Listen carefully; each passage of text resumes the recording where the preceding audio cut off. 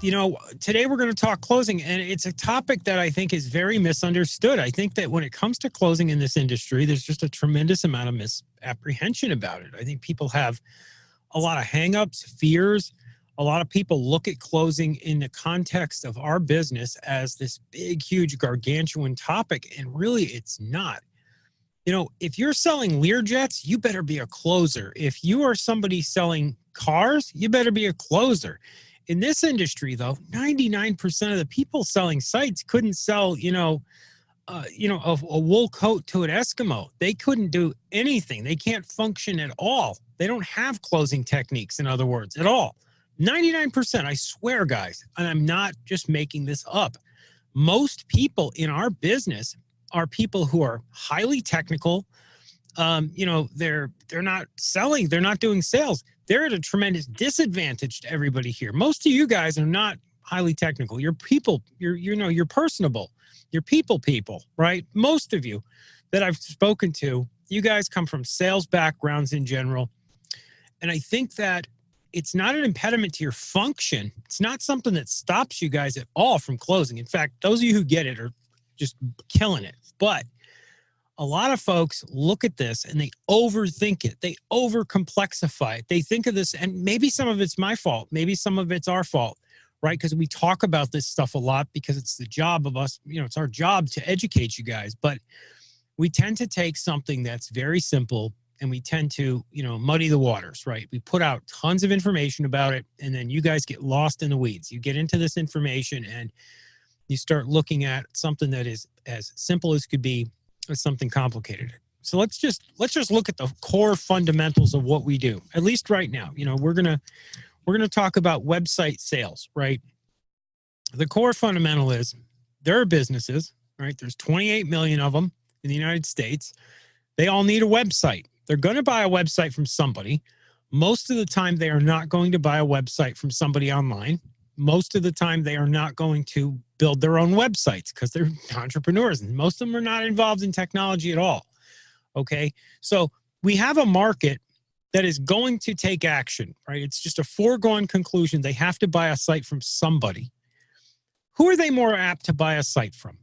Somebody who speaks their language, right, and can come out there and meets with them, talks with them, cares about them, is friendly to them, or somebody who they don't really understand, right, when it comes to having a site built? Are they going to buy from somebody who is a technocrat who they look at and they don't understand? Maybe they don't even like this person. Well, if nobody approaches them, they're going to seek someone out themselves.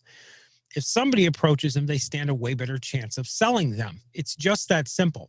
And I think where there's a breakdown for some people, is they are not approaching businesses with the mentality of realizing that the cards are stacked highly in their favor. They look at it as though they're coming at this from a disadvantage. But the truth is you have the advantage because you have something that is going to get bought.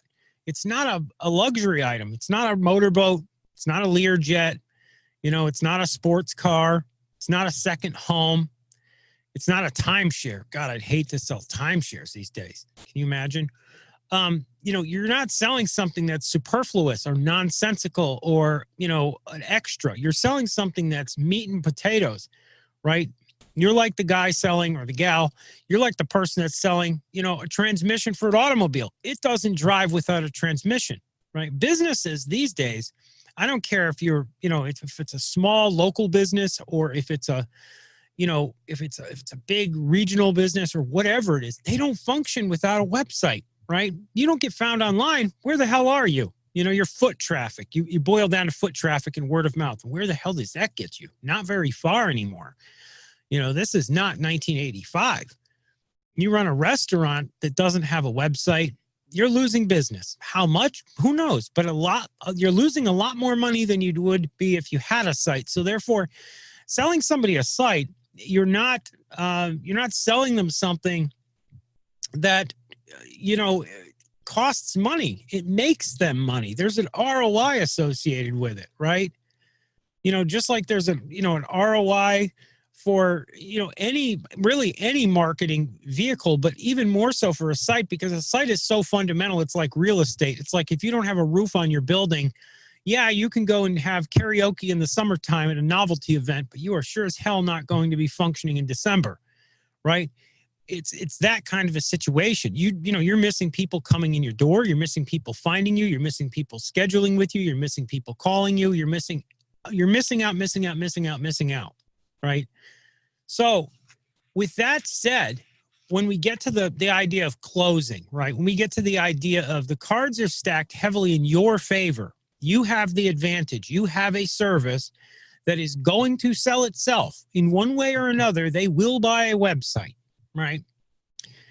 All you, if you pitch yourself, right? If you go out there and you do what you're supposed to do and you market and you knock doors and, you know, whatever you're doing, okay? I'm not going to get into that. This isn't a marketing webinar, but if you get out there and you present yourself in front of businesses, enough of them anyway, unless you're doing something that's stopping you from getting a sale, you're bound to, you know, get sales. There's an old saying, even a blind squirrel finds a nut once in a while, right? You're going to get sales. It's axiomatic that you do.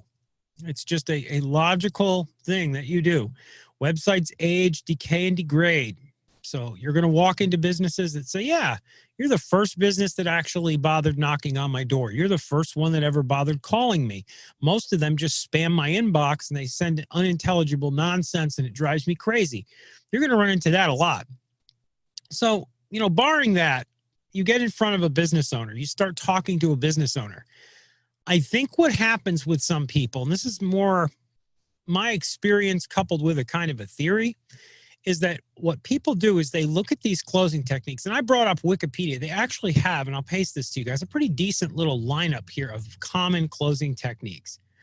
Okay. And I'm just going to stick this in here and let me know if you guys can get it. Okay. All panelists and attendees, I'll send this over to you guys.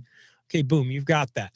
Now, if you look at this here and you take a look, what a lot of people do, I think the mistake is they look at these as though they exist in vacuums and like they're magical spells, right? I think a lot of people kind of look at closing techniques like spells, like this is something that I can rip out of my hat and I can deploy like a weapon in this struggle for the sale. But the problem is you're not looking at it right. It's not a struggle for the sale. A mechanic doesn't close you. Right? Mechanic just quotes you a price. They just say, okay, this is what's wrong. This is how we're going to fix it. And this is what it's going to cost to get it fixed.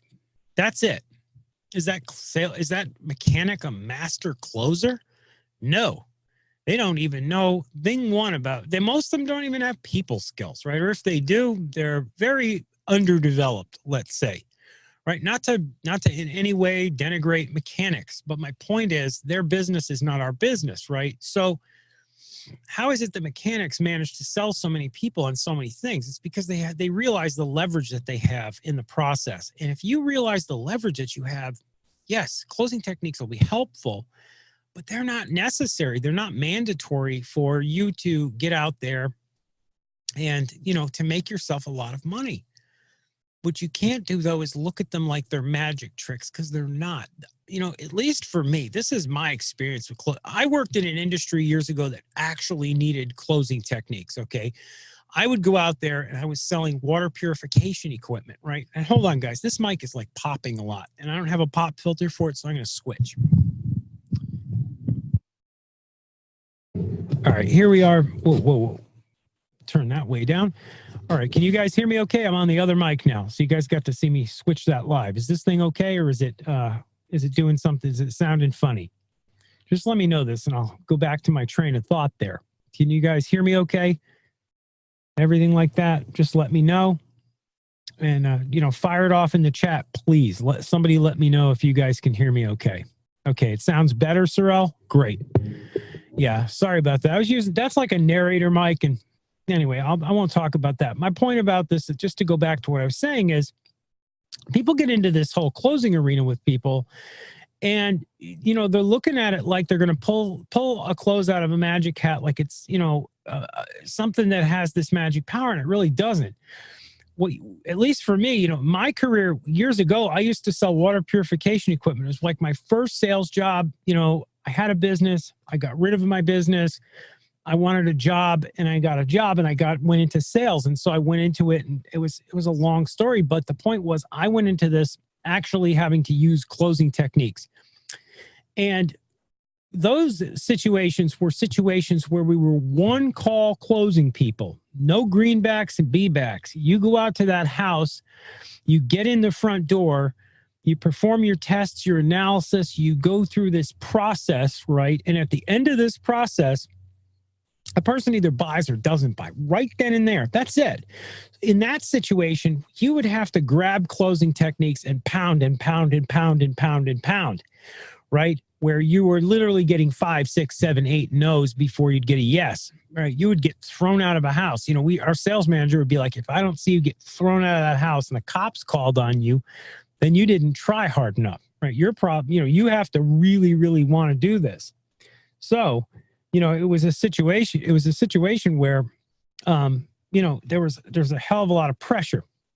And in situations like that, closing techniques are very important, but they're not very important when it comes to what we're doing, not anywhere near as important. You know, you can't understate their importance in a sense, because you go in, what's really important, I think, when you sell websites, number one is rapport building, right? And I mean real rapport building. I mean, where if you get this deal, you're going to have to engage with this person for weeks, months, years down the road, right? You're going to have this client ideally for years, indefinitely. You know, 3 years from now, you're going to know about this client's grandkids because you've been at that business. You went back again and again and again and again and again. You did their website. You came back for upsells on the site. You came back for personalization. You update the menu. You're going to sell them maybe some other services. Maybe you even do their logo. Maybe you even help them get squared away with a photographer coming out to that business. The point is, you're going to be, you know, going and engaging with this company, this person a lot. And because you're going to be engaging with them a whole bunch, you're going to be, you know, in a position that really commands a lot of power. And, you know, that really matters, guys. It really, really, really does. And, you know, the closing techniques, if you try to approach this from that perspective, you can lose the deal because you can overthink it. Right. And I know that a lot of you, and a bunch of you have typed in, Jake, you're absolutely right. You know, you guys understand that all you're really doing is you're coming out there and you're saying, hey, here's what's wrong with your website. Here are the problems, right? Here are the problems. Here's the solution. We have the solution. And here's why our technology is great. And you walk them through it.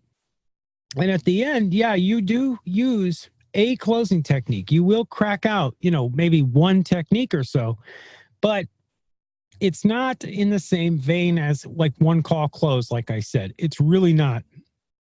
And that's something that I think, you know, a lot of folks don't understand. So I want to go through some closing techniques here with you guys. And the reason I'm doing that is because I think everybody should learn to study them. Everybody should have some closing techniques they can bust out if they need them.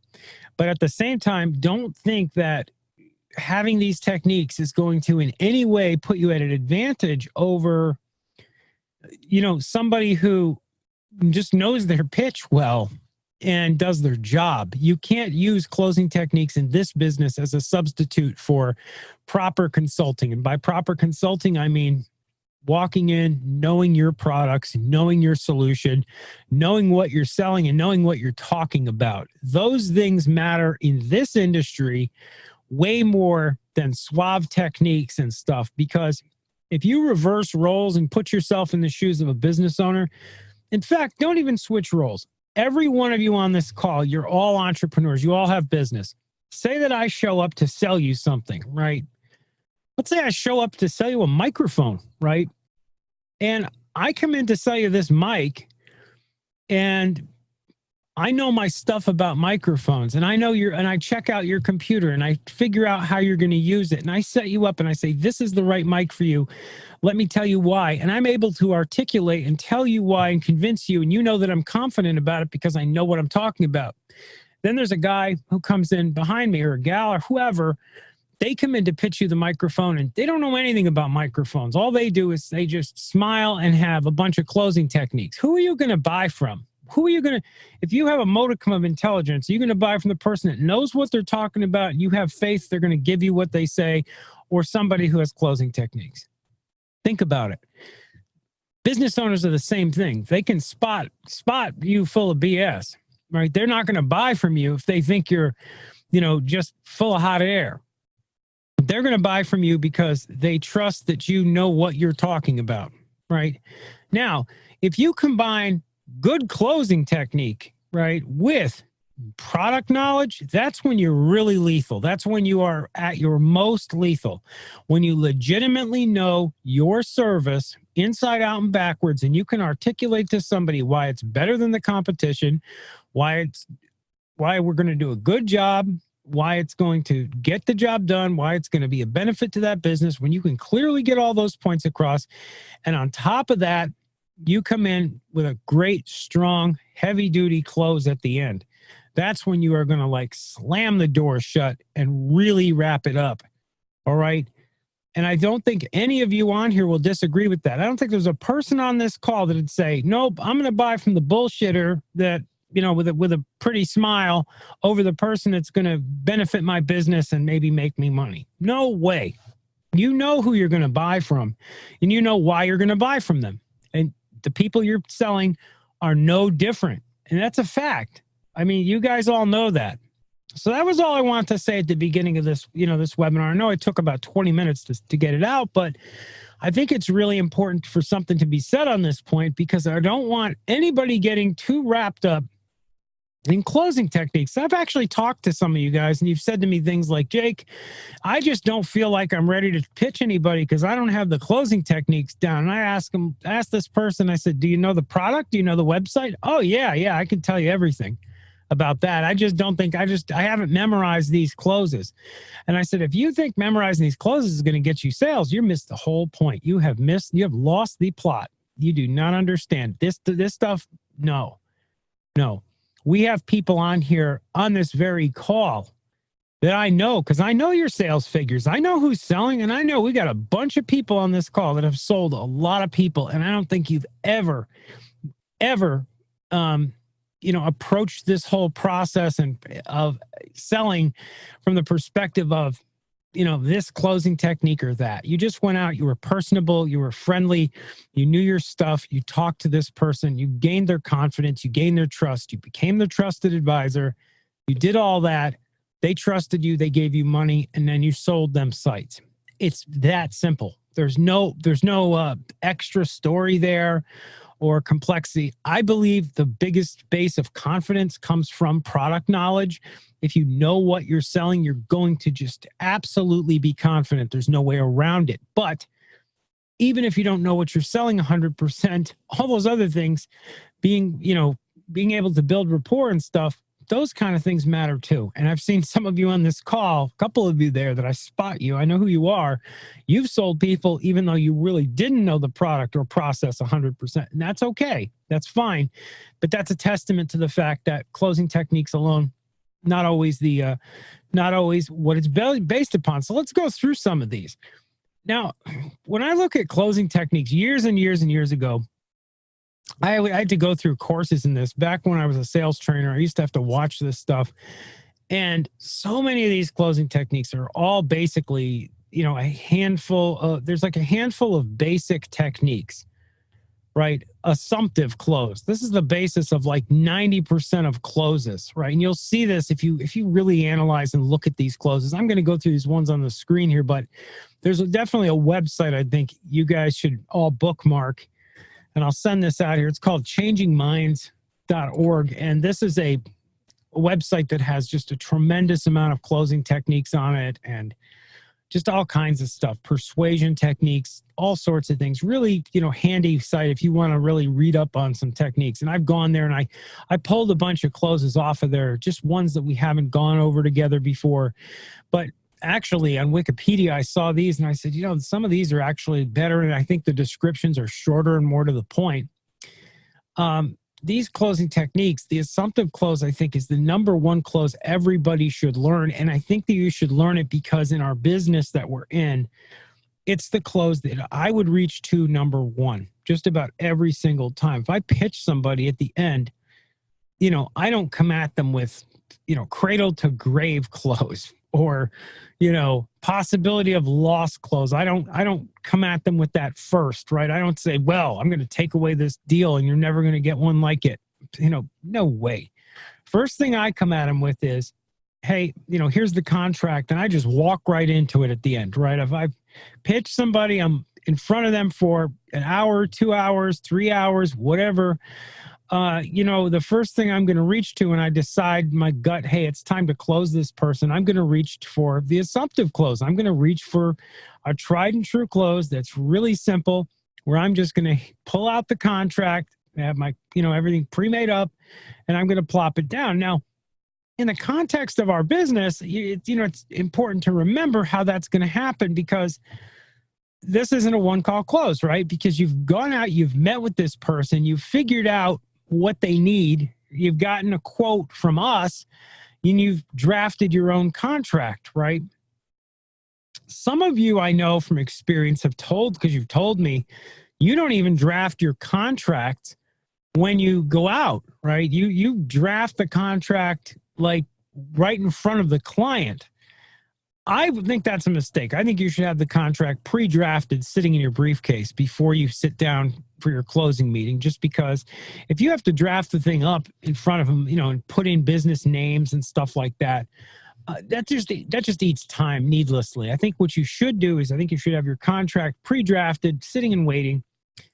And in that context, the assumptive close, again, I think it's the first close most people will work with. You'll grab it. And the assumptive close it's really at the basis of many different closing techniques. They all have an assumption built in, right? Where you're moving into the sales process seamlessly. You're transitioning from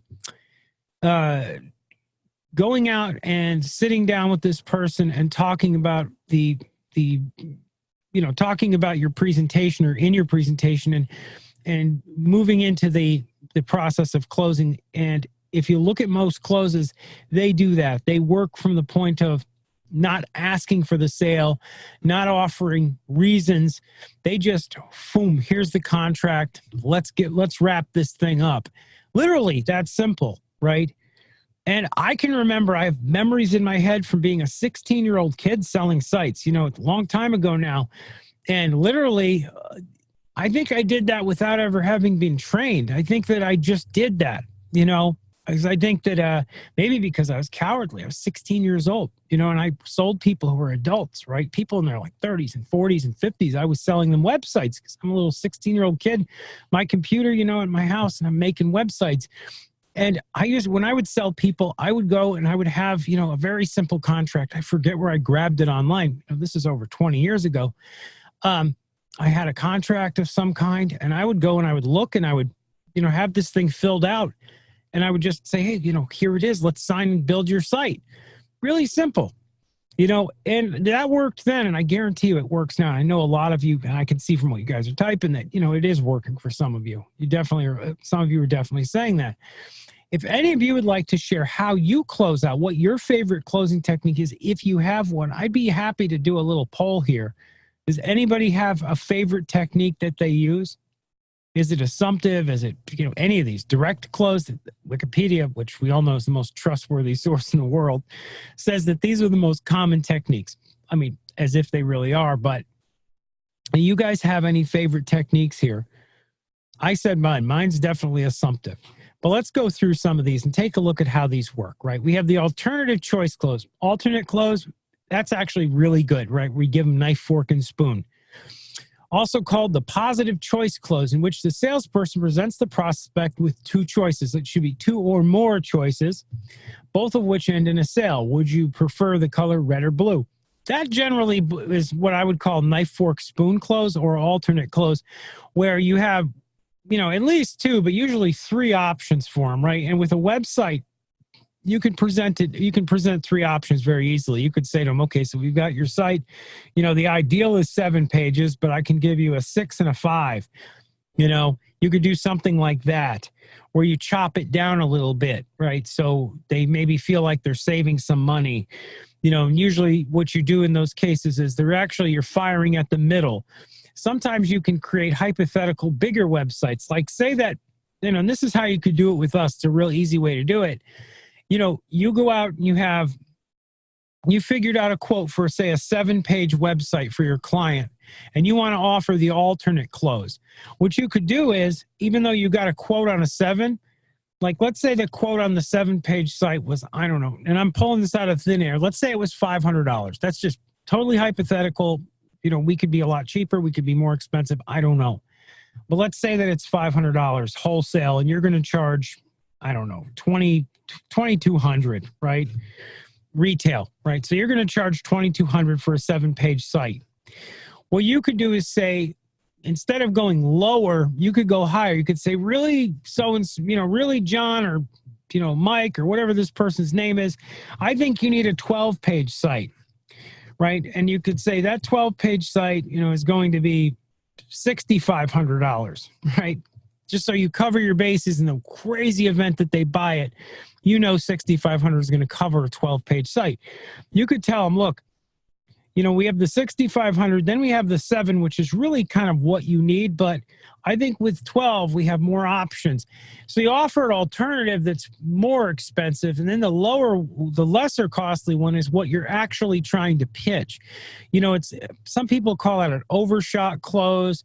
There's different ways to phrase it. Remember, closing techniques all blend together, because usually the person does not bite or buy on a single pass at them, right? Most of the time, you have to go through, I would say an average for me would have probably been 4 or 5, right? Where I would get 4 or 5 no's before I got a yes. And this is through the years. This was website sales where people would say, well, I'm kind of on the fence. I think, come back next week, right? And that would be one example. And I would say, look, I understand how you feel. And this is the feel, felt, found principle, which is not a closing technique, mind you. Even though it's presented as such, it's really a technique to keep you talking so that you don't wrap up and end the conversation. I would always come back with, I understand how you feel. This is a big decision. I'm going to be charging you $5,000. We're going to be building this site. But I can tell you from experience, I deal with a lot of people just like you. And what they end up doing is they end up procrastinating on this and waiting, and problems arise because as you're waiting, your competitors are not. And then they're building themselves at SEO basis and they're marching ahead. You're not even in the game. And I would come back and then I would loop them around. You group them, understand how you feel, empathize. Others feel the same way. You group them so you're not saying they're abnormal. What those people found was, give them an opening to come back and listen. And 99% of the time, people will just keep listening. If you'll keep talking, they'll keep listening, and you can carry on your conversation, and you can go back and try to close again and again and again, always flipping to feel, felt, found until the person, gets nauseated with rage and throws you out of their establishment, which never happens. People are never rude like that. If you're not rude, people aren't rude. So feel, felt, found principle, something I used a lot. But let's keep going with these closing techniques. We have the apology close. Okay, let's see what this one is. In which the salesperson apologizes for not yet closing the sale. I owe you an apology. Somewhere along the line, I must have left out important information or in some way left you room for doubt. We both know this product suits your needs perfectly, and so the fault here must be with me. That closing technique to me is like self-immolation. I would not use that technique that's terrible. Right, guys? It's like saying, I'm a moron and I'm stupid and I couldn't sell you, so just blame me. I don't know. I guess that's a closing technique. I've never heard of it. I definitely wouldn't use it. It's pretty weird. Of course, the assumptive close, where you go into it, also known as the presumptive close, in which the salesperson intentionally assumes that the prospect has already agreed to buy, right? You assume, and wraps up the sale. Just pass me your credit card and I'll get the paperwork ready. Well, it's usually more like, hey, let's get this contract signed. Here's a pen, chop, chop. Balance sheet close, also called the Ben Franklin close. I like this one, in which the salesperson and the prospect build together a pros and cons list of whether to buy the product, with the salesperson trying to ensure the pros list is longer than the cons. That's a good close for us because I'll tell you what, the pros list is going to be dramatically longer. And You know, the cons, well, it's going to be pretty long too. There's a heck of a lot of cons as well. I don't think you're trying to make the pros list longer. I think you're trying to make both lists long, right? Pros and cons. You want lots of reasons to buy, and you want a lot of reasons, you want a whole bunch of reasons to buy here. And you want to talk about the cons of not buying as well. I guess it's kind of weird. But, usually when I would sit down, and I've done Ben Franklin's before, where I sat down and said, okay, well, I kind of more or less did, I think they're called tennis courts, right? Isn't it called a tennis court? It's where you go, one side are the pros and the other side are the negatives. The negatives being you don't buy, the pros being if you do buy. So the negatives would be if, in our case, your website's degrading, your website is, not getting you leads, it's not getting you prospects, it looks ugly, it's not mobile friendly, it's not search friendly. You can go on and on and on like that. And then you go to the opposite and say our platform is, completely safe and secure. It's modern. It's beautiful. It's got feature X, Y, and Z, and you can just go on and on and on. So you can really build yourself a very strong case. And but as far as using this to close, I don't think you need to, but I think it would work pretty well. Cradle to grave close. Okay, let's see what this one is. That name really stands out to me. In which the salesperson undercuts prospect objections that it is too soon to buy by telling them that there is never a convenient time in life to make a major purchase, and they must therefore do it anyway. You know what? That's not a bad closing technique. However, how would I apply that to a website? Well, I guess I would apply that to a website in the sense that a lot of people are afraid of the process of developing a site. And I think we've all been there. We've all dealt with customers, those of us who are selling, routinely, where you have customers that you have to get content out of them. Sometimes, put it this way, guys, 9 out of 10 times when a site's delayed, it's the customer that's delaying the site's development. It's never us. It's definitely not us, and it's almost never the partner. It's almost always the end customer who is procrastinating over which images they want on the site, they're just procrastinating, right? And that, it also goes back further to even before the site sold. They're afraid of change, and they're afraid of the process of development, because for them, they're still stuck in their head in the 1990s. And I've gone over this in a lot of webinars. I won't bore you guys, but it basically boils down to the fact that we used to have archaic processes, and people form opinions, and it takes a lot for people to change their minds about what they think, something is or something isn't. It takes a lot out of them for them to be able to admit, hey, maybe the process isn't horrific like it used to be. Okay, direct close, in which the salesperson simply directly asks the prospect to buy. Salespeople are discouraged from using this technique unless they are very sure the prospect is ready to commit. Asking somebody, will you buy this? Like you're proposing, will you buy a product from me? I wouldn't get down on one knee when you do it, but okay, as a technique, sure. There are times when you can use that, not will you buy from me? You ask them, are you ready to buy? Because I think you need to. I think it's, I would do it like this. I'd say, I think it's quite clear you need to do something. You need to take action. Your site, as it stands right now, you are just pushing away everybody on mobile. You're getting no search rankings. It's ugly. It's an embarrassment. And it's actually doing you damage by being upline. Your website is the equivalent of the cat lady's house to real estate on a street, right? It's better that it's a cleared lot than what it is right now. You're better off turning off your site that you have right now and having nothing than having a site that's spreading a reputation about you that your business is, run by a nut job who thinks 1990s web design is still hot. I basically throw that at them. That would be a technique I would use, and I've used that. Literally, a lot of those same lines I have used with business owners before. I've told them, your site, because your site can actually harm you. It's not like, my site's not so great, but it's doing its job. No, a bad website is like having bad front teeth. Better that there's nothing there, right? There's situations where it's better to have nothing.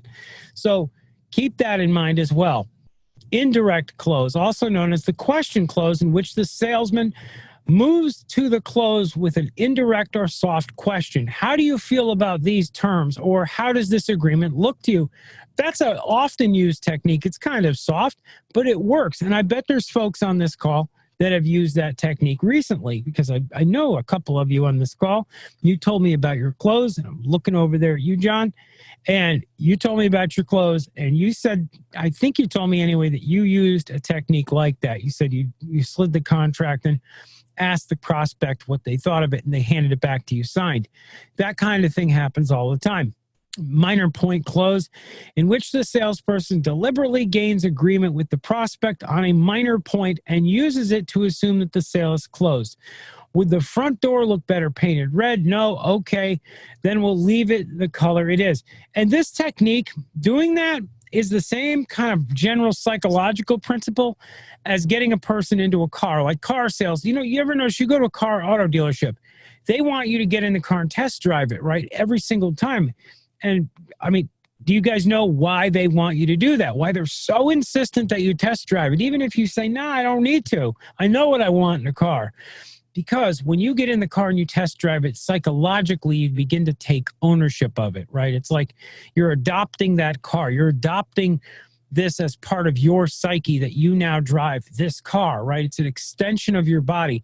Well, when it comes to websites and it comes to your business, when you start to get them to psychologically get the gears turning of ownership, where you start talking about, you know, what kind of color scheme do you like? What kind of image do you think you'd put on the homepage? Start getting their imagination. Just poke them and prod them to get their imagination thinking about the site.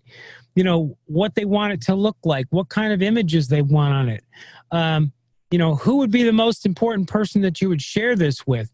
You know, is anybody in your family creative? That's another thing that I like to do a lot, is I would always go and say, you know, are your family members creative? And a lot of the time that would be the person would say, my husband is creative, or my wife is creative, or my brother, or my uncle, or my kids, or whatever. They would start telling me about that. And I would start talking about, well, maybe they can help with the site. And I would talk about involving them in the process.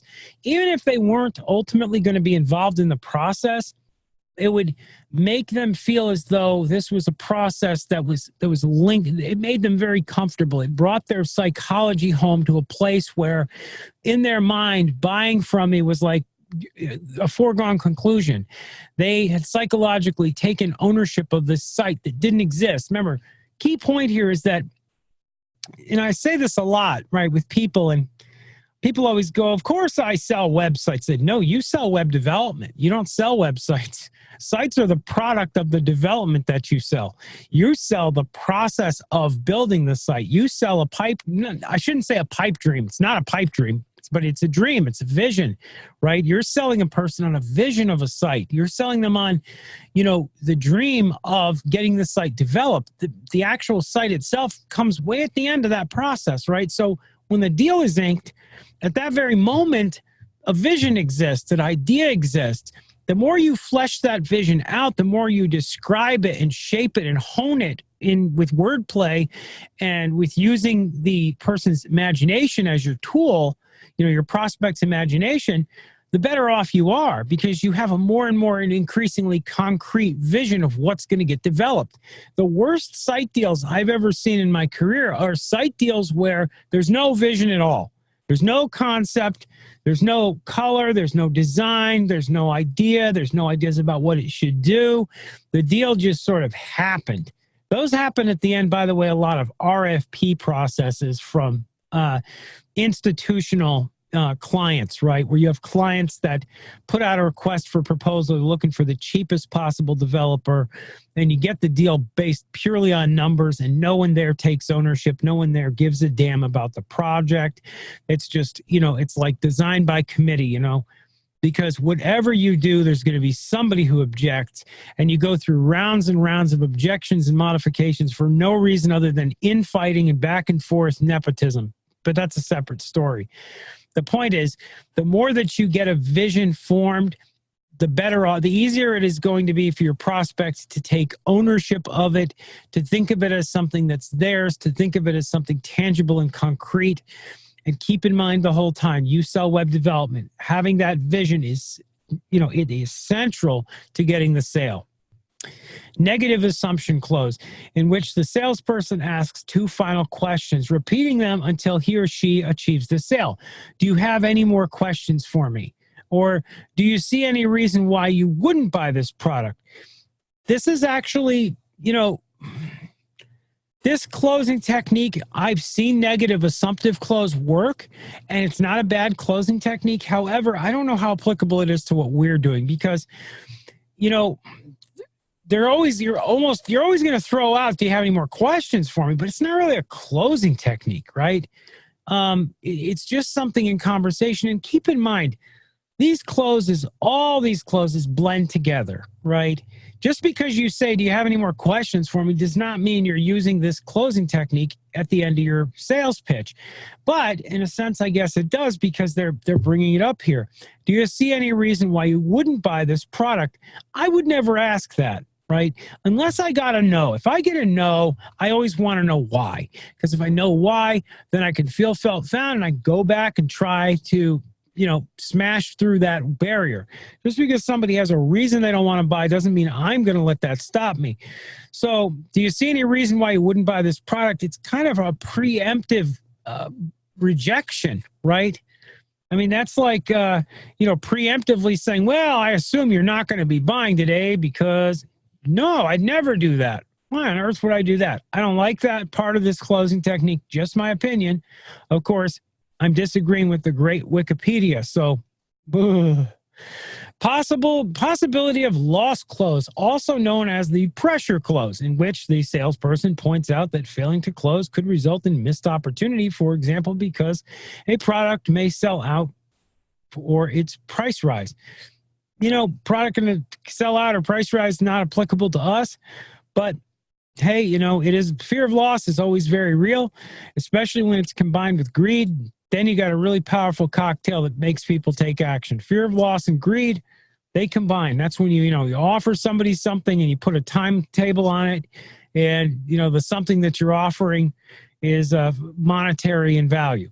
That like taking a product that sells for $5,000, chopping it down to $2,500, and telling somebody that you have one day to decide whether you want it or not. That's a way to trigger fear of loss and greed, and the person will purchase. Puppy dog close. This is not really applicable. That's basically where you give a product to somebody and let them fall in love with it, and then you come back. Doesn't really apply to us because we're selling development.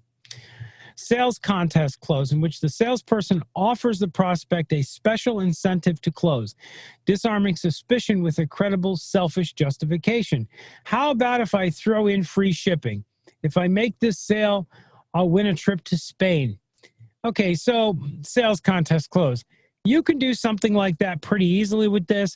You could tell somebody, if you buy, price drops are big, and I don't care what people say, they're big in every industry. Everybody wants a price drop. And I'll explain that, and I've used this many times, and I've used it in every industry I ever worked in. That's where I go into the closing arena. When I would have like my closing meeting, say for a website, I would start off by saying, they'd ask me, well, how much is it? And I would say, okay, here we go. And I say, the site is $6,000. And they'll go, what? And I'd say, hold on there. That's just for the site. Development has a $1,200 additional fee for me to start. Now we've got to factor in $2,000 in hosting. And by now their jaw is like, they can't believe it, right? I'm close to $10,000. I want to start ridiculously high, and I hope I provoke a reaction, right? I hope I provoke them to be like, wow, if I do that, that's great, right? Because it gives me a place to go, which is, of course, down, which is, of course, price dropping. Price dropping is used everywhere. So how do I price drop this thing? Well, I can offer a whole host of different sequences and incentives to gradually and incrementally through this process, drop this price down. Since I started at 10,000, my real price goal might have been, about 3,500 to 5,000, right? That may be my real price goal, right? What I actually want to close at. But by starting at 10, now I have over 5,000, I can drop it. So I offer a whole bunch of drops. And I actually get concessions out of my prospect for this. I actually make them owe me for doing this. As crazy as it sounds, I tell them, look, if I'm looking for somebody to do a really strong endorsement of my company, would you mind if I can, if I can drop $3,000 off this price, because that's our marketing budget for this. If I come back here with a DSLR camera and I do a recording of you, would you be willing to do that? If you do, I can drop $3,000 off this price right now. Or now we're at $7,000, right? And they'll leap at the opportunity. Not only will they leap at it, they'll leap at it and they'll thank me. They'll thank me, and they'll be zealous. They'll be filled with verve and fervor to do this, resounding endorsement of my company, to give me this massive testimonial. And but let's say 7,000 isn't enough, and I can tell them, okay, so I can also knock off another 2,200. But I can only do that if you give me if you can get me some leads, right? Entrepreneurs, business people everywhere. Can you give me a list of like 5 people that you think would need a website, or 3, and just that I can show to my sales manager back at the office? Can you give me, and when I call these people, can you vouch for me on the phone? Would you be willing to do that? There you go. Now I just now I've got them in my pocket, right? They're willing to shill for me. So I've got somebody now who's who will give me a video testimonial, and they'll hop on the phone. And because I've knocked so much money off the price tag, they'll feel like they're getting a really good deal, right? Because we started at 10,000 roughly, and now we brought it down to about 5.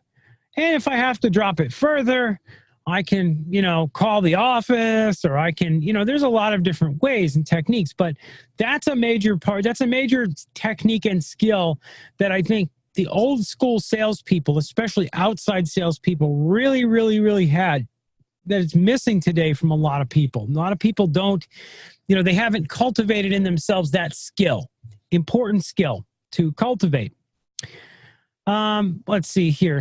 We've got sharp angle close, in which the salesperson responds to a prospect's question with a request to close.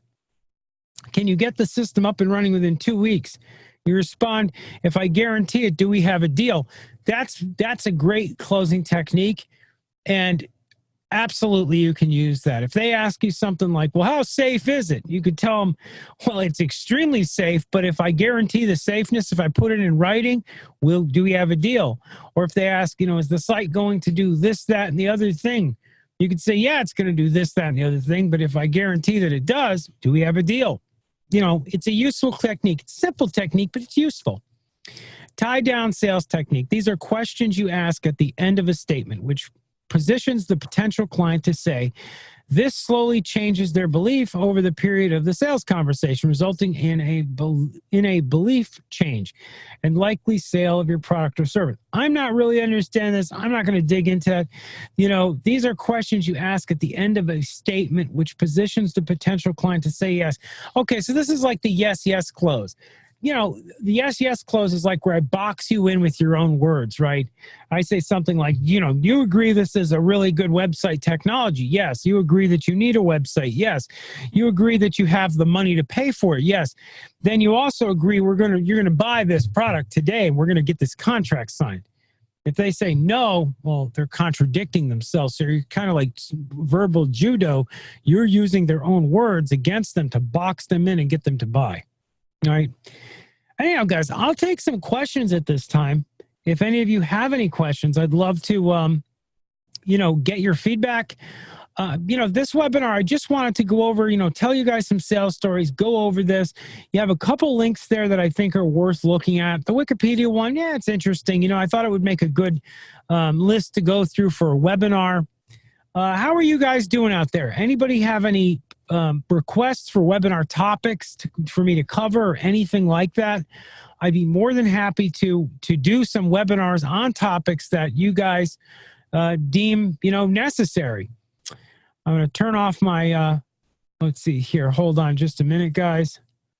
Let's see here. Just stop my video there for a second because this thing is screwed up. Let's see here. To have the contract ready ahead of time, do you send over a quote request to make sure you have the correct price range. Yes, Asher, the way that you handle something like that is this.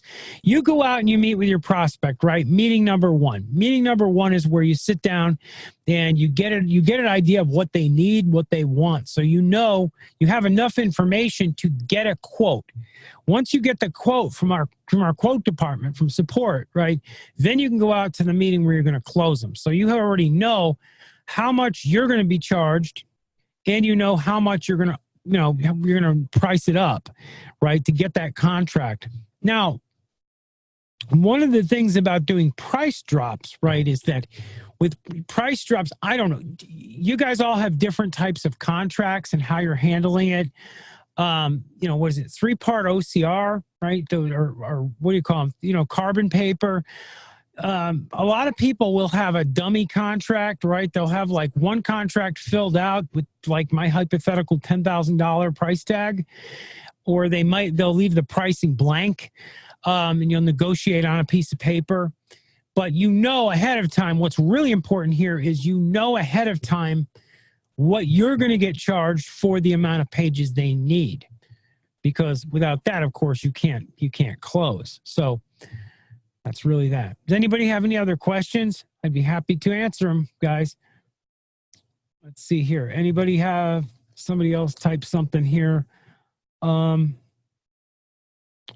Yeah, I mean, closing techniques. It's Jill. She's asking, do closing techniques, how many closing techniques are there? And, is this something that you think salespeople should pay more attention to than us? I think that salespeople should really, I think closing techniques in general they're applicable, but they're not necessary. They're important, but they're not mandatory, right? And, for me, I didn't know any closing techniques for years, and I sold a lot of websites, and it wasn't that I have some unique ability. I just looked at it like, oh, well, I'm going to sit down, I'm going to talk to a business owner about what I can do for them, right? And I would, start my conversations with, hey, I noticed you need a website, and here's how I build sites, and here's what I'm capable of doing, and here's examples of my work, and here's why I think you should go with me. If you don't go with me, well, that's fine, but go with somebody decent. I didn't have any formal sales training, and I never paid attention to it, and I didn't think it meant anything. I thought closing techniques were for like Wall Street people, when I was that age. I just thought, that's for Gordon Gekko. That's not for me. I don't need that. I just go out and give an honest deal to a person, and they buy from me because they're going to get something decent in return, and that's why people buy stuff. And that's true to this day. You don't always have to have, a whole basket of closing techniques to sell people. And I think that it muddies the waters. You don't have to have any of this stuff down pat. You don't need to memorize things. You just need to get in front of people and present your case. And your case is very strong. If you think about it, it stands on its own merit with our service. We are fortunate to have a platform and a service that, number one, it's timeless, at least in our day. There's, websites show no end of being necessary. It's a major market, and you have the ability to engage in this without being a true deep technician. Let's see here. Kay, I meet all real estate investors asking about several landing pages to get buyers, and one for properties and one to attract sellers. Yes, certainly. Real estate people are great clients, Kay, really good clients. I love going after them. Real estate clients, they tend to buy a lot of pages. They tend to want to have kind of like a network of sites. Insurance people in some cases are the same way, where they'll want a bunch of landing pages. You know what, though? If you analyze it, if you get into it, they say they want landing pages, but when you get into it, a lot of the time they want a little more than that. Our platform, Kay, by the way, is uniquely good for real estate and for insurance because of the ease of use that they can actually go in and like upload images and change their listings and stuff like that. They can actually go and do that kind of stuff, right? That they... with other platforms like with WordPress, forget about it. Just forget about it. I mean, there are some plugins and attachments that make it, page editing a lot easier, but not even comparable. Just no comparison. So with our platform, we can build out, a fairly simplistic page that, you know, looks good and so on and so forth. And then it gives them the ability to like upload their images for listings or change verbiage or maintain a blog or a vlog, you know, so these kind of capabilities really do apply to businesses like that. Certainly they do. All right, guys. Well, we've reached time here. And as usual, I love talking to you guys. I like, you know, giving you a little dissertation here. Hopefully Zoom changes and I can unmute you guys, which would make this a lot more fun because it's kind of, you know, it's kind of lonely here on my end. But I look forward to seeing all of you next webinar. I look forward to seeing all of you get out there and, you know, make sales. I can't wait until we launch. I'm working really hard on our new program. Going to get that thing done. I'm working like 18, 20-hour days. It's been crazy working on that thing. Once we get it done, we're going to roll it out to you guys. I can't wait to show it to all of you and walk you through it. Anyhow, guys, thank you for everything. Thank you for your time and your attendance. If you have any ideas, hit support. If you have any ideas for webinars you'd like to see me do or topics you'd like to see me cover, hit support with them. They'll get it through to me and we'll do a webinar on it. All right, guys, you have a good one. Bye, everybody.